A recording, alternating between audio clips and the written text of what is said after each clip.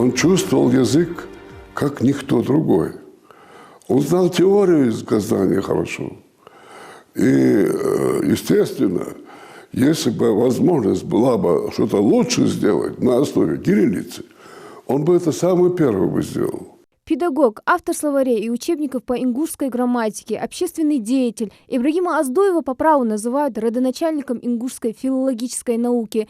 Он более полувека посвятил родному языку, получив больше 10 поощрений и наград за добросовестный труд.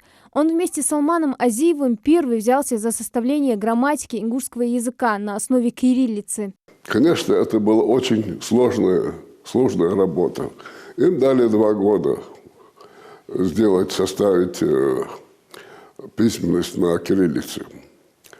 И вот они к 40-му году, за 2 года справились, составили наш алфавит на основе кириллицы.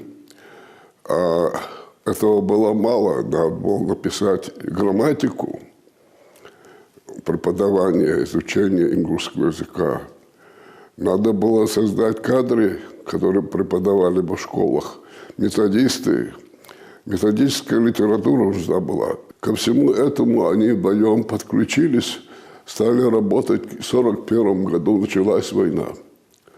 В 1941 году был издан первый учебник на ингушском языке по кириллице. И Ибрагим Оздоев уходит на фронт. На фронт он ушел в числе первых добровольцев, был ранен и попал в 1943-м в немецкий плен. А позже, в 1945 году, после освобождения, Ибрагим Оздоев уехал вслед за народом, который депортировали. После возвращения на родину в 1957 году он активно включился в работу по закреплению грамматического основания языка, подготовке методических указаний, а также будущих педагогов и филологов. На бытовом уровне люди знали язык свой. И вот эти молодые люди, девушки, ребята, сели за институтские парты, стали изучать родной язык, не имея ни учебников, ни литературы, ничего, кроме мела и доски. Ибрагим Абдраскевич очень, как бы сказать, настойчиво и в то же время с большим терпением вдалбливал в наши буйные головы ингушский язык. И таким образом, скрупулезно работая в течение 5 лет, Ибрагим Оздоев добился того, что мы выучили и язык, и свою письменность. А ведь нас готовили преподавать. Один и в соавторстве с другими учеными, включая и его сына Рамиса, для которого также сохранение родного языка стало делом жизни, Ибрагим Оздоев издал более 30 крупных работ по языковедению. Среди них краткий русско-ингушский словарь, справочник общественно-политических терминов, орфографический словарь ингушского языка и русско-ингушский словарь, в который вошел основной и едва ли не полный лексический состав ингушского языка. Академические словари, изданы словари как ингушско-русский словарь, русско-ингушский словарь, который вышел из издательства «Академкнига» в 1980 году. Это самый фундаментальный, можно сказать, наш словарь.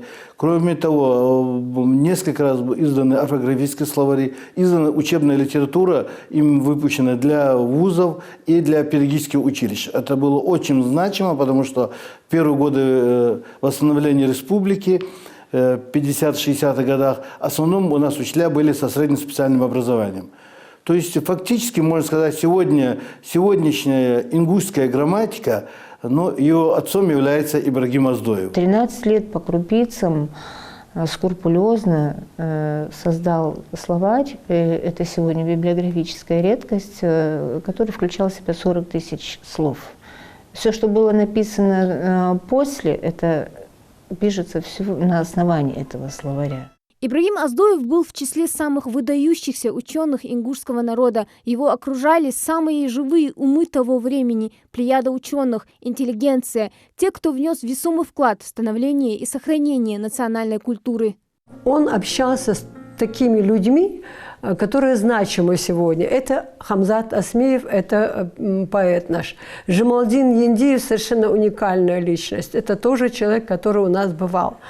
Вот здание, в котором находился институт, где работал мой отец, находился и Союз писателей. То есть вот то, что сегодня принято называть оттепелью, вот эта оттепель, вот эта плеяда ученых, филологов, поэтов, писателей, лингвистов, подвижников, Дашлуко Дохович Мальсагов, да, он неоднократно у нас бывал. Идрис Базоркин – это личность такая, вот совершенно потрясающая. Это знаковая фигура в нашей литературе. Вот фотография, на которой Ахмед Ведзижев, здесь Багаудин Зязиков. Это тоже, вот, их именами названы школы, их именами названы улицы. Люди, которые, вот, все, что есть наследие в нашем народе, у ингушей, это вот благодаря вот этим нашим первым ласточкам. Родился Ибрагим Аздоев 14 сентября 1905 года в селе Плиево. Сегодня со дня рождения ученого исполнилось 117 лет. Он награжден почетной грамотой Президиума Верховного Совета ЧССР, орденом Отечественной войны второй степени, медалью за доблестный труд. Но высшей наградой ученый, которого не стало в 1983 году, считал любовь и уважение своего народа. Хази Добриева, Новости 24.